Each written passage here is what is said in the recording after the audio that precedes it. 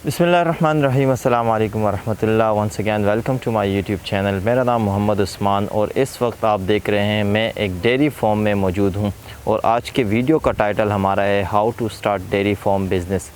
Dairy farm business कैसे शुरू करें, डेयरी फार्म बिज़नेस में मिनिमम कितनी इन्वेस्टमेंट रिक्वायर्ड है, डेयरी फार्म बिज़नेस को स्टार्ट करने के बाद आपको किस किस किस्म के चैलेंजेस का सामना करना पड़ता है और डेयरी फार्म बिज़नेस से आप और कितने किस्म की इनकम जनरेट कर सकते हैं। आज की इस वीडियो में तफसील से इस पर बात करेंगे। उससे पहले आपको बताते चलें कि जिस डेयरी फार्म में इस वक्त मैं मौजूद हूँ, ये डेयरी फार्म है दो पार्टनर्स का, जिन्होंने तकरीबन आज से 3 साल पहले इस डेयरी फार्म बिज़नेस का आगाज़ किया। बेटे प्लान तैयार किया और अगले दिन गए, जानवर ले आए, सिर्फ़ एक जानवर ले आए और वो भी किसी और के डेयरी फार्म में जाकर उनसे एक स्पेसिफ़िक जगह ली रेंट पे, उधर खड़ा कर दिया जानवर, अपना चारा और अपना फीड कराने लगे। दूध रिसीव किया, दूध अपने पड़ोसियों में आगे पीछे फ़रोख्त करने लग गए। तो ये स्टोरी थी बेसिकली दो फ्रेंड्स की जिन्होंने ये डेयरी फार्म का आगाज़ किया। आज माशाल्लाह अगर आप इनकी डेयरी फार्म का टोटल विज़िट करें तो 25 से 30 या इससे भी कुछ ज़्यादा जानवर इनके पास इस फार्म में अवेलेबल है और ये अपना बिज़नेस माशाल्लाह कंटिन्यू रखे हुए है।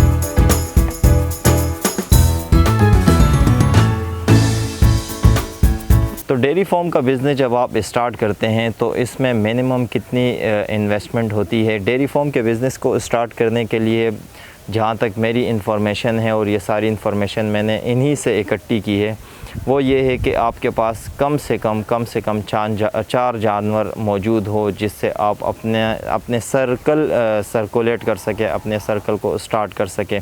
अगर आप 4 जानवर नहीं रख सकते तो मिनिमम 2, इससे कम नहीं, 2 से कम जब आप रखते हैं तो आप प्रॉफिट की तो कबूल जाएँ। ज़्यादा से ज़्यादा फिर आप यही कर सकते हैं कि आप एक्सपीरियंस गेन कर सकते हैं, आप सीख सकते हैं, जानवर को समझ सकते हैं कि जानवरों को कब किस टाइम किस चीज़ की ज़रूरत होती है। तो मिनिमम इन्वेस्टमेंट आपको आई थिंक अगर एक जानवर की हम बात करें 3.5 लाख तक का आपको एक अच्छा जानवर या एक अच्छी भैंस मिल जाती है। आप 3.5 लाख से इसका आगाज़ कर सकते हैं, लेकिन उसके लिए आपको आगे उसमें आपको प्रॉफिट बहुत कम पॉसिबिलिटी है कि आप उसमें कुछ इनकम कर सकें, उसमें कुछ कमा सकें। जस्ट आप अपना एक्सपीरियंस गेन कर सकते हैं।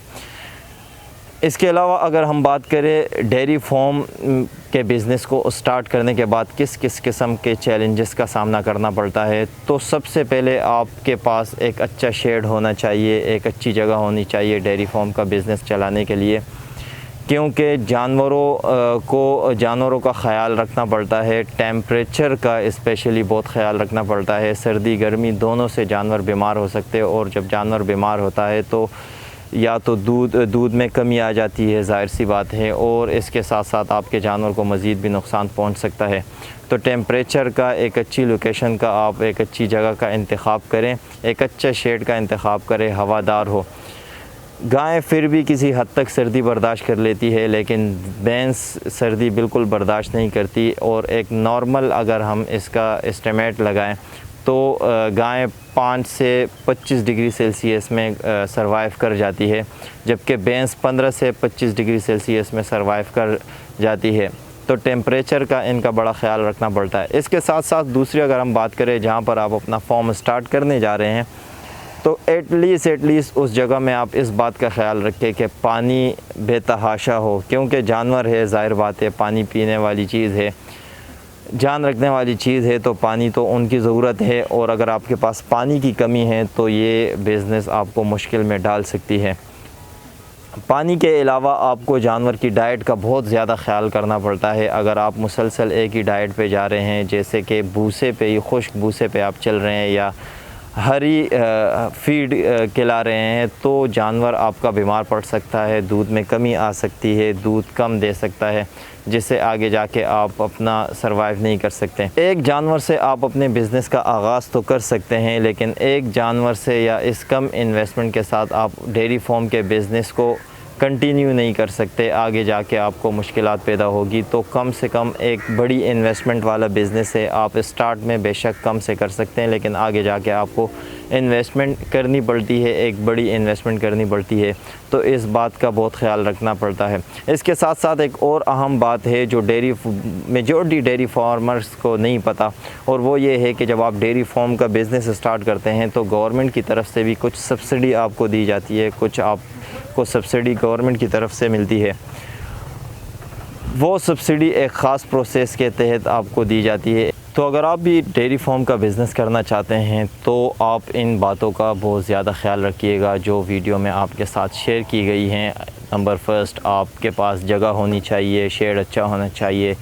سیکنڈ یہ کہ آپ کے پاس انویسٹمنٹ اتنی ہے کہ آپ ڈیری فارم کا بزنس سٹارٹ کر سکتے ہیں یا نہیں۔ شروع میں آپ ڈیفینیٹلی کم سے سٹارٹ کریں، لیکن آگے جا کے آپ کو انویسٹ کرنا ہی پڑتا ہے، ایک بڑی اماؤنٹ انویسٹ کرنی ہی پڑتی ہے، بڑی انویسٹمنٹ ہے ڈیری فارم کا بزنس بیسکلی۔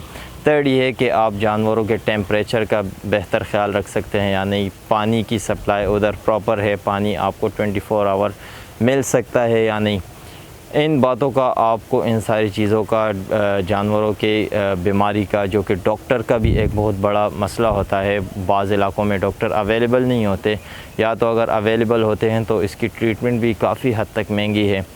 دل گردہ بہت بڑا ہونا چاہیے ڈیری فارم کے بزنس میں، کیونکہ آپ ہر حوالے سے، پیسے کمانے کے حوالے سے بھی ایک اچھی تگڑی اماؤنٹ کماتے ہیں، اور پیسے جب انویسٹ کرنے پر آتے ہیں، خرچ کرنے پر آتے ہیں، تو ایک اچھی تگڑی اماؤنٹ خرچ ہوتی ہے۔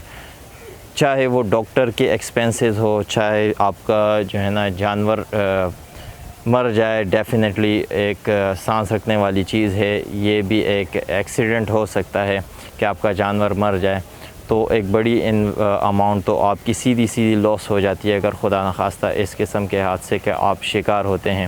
تو یہ ساری وہ رپورٹس ہے، یہ ساری وہ باتیں ہیں جو ڈیری فارم کے بزنس کو اسٹارٹ کرنے سے پہلے آپ کے مائنڈ میں ہونی چاہیے، آپ کو یہ ساری جانکاری ہونی چاہیے، تاکہ آپ آگے جا کے اپنے ڈیری فارم بزنس کو کنٹینیو کر سکیں۔ تو یہ تھی آج کی ہماری video related to dairy farm. اس کے علاوہ بھی ڈیری فارم کے بزنس سے ہمارے ایک اور ساتھی ہیں جو ڈیری فارم کا بزنس کر چکے ہیں، اور انہوں نے فائنلی ڈیری فارم کے بزنس کو خدا حافظ کر کے اس کو بند کر دیا۔ لاس کرا یا نہیں کرا، بہرحال ان کو یہ بزنس سمجھ نہیں آیا۔ آگے جا کر ہم ان کے ساتھ بھی آپ کی ملاقات کرائیں گے، ان کے ساتھ ہماری ایک چھوٹی سی میٹنگ ہوگی، آپ کو دکھائیں گے کہ انہوں نے کس وجہ سے ڈیری فارم کے بزنس کو اللہ حافظ کہہ کے اسے وائنڈ اپ کر دیا۔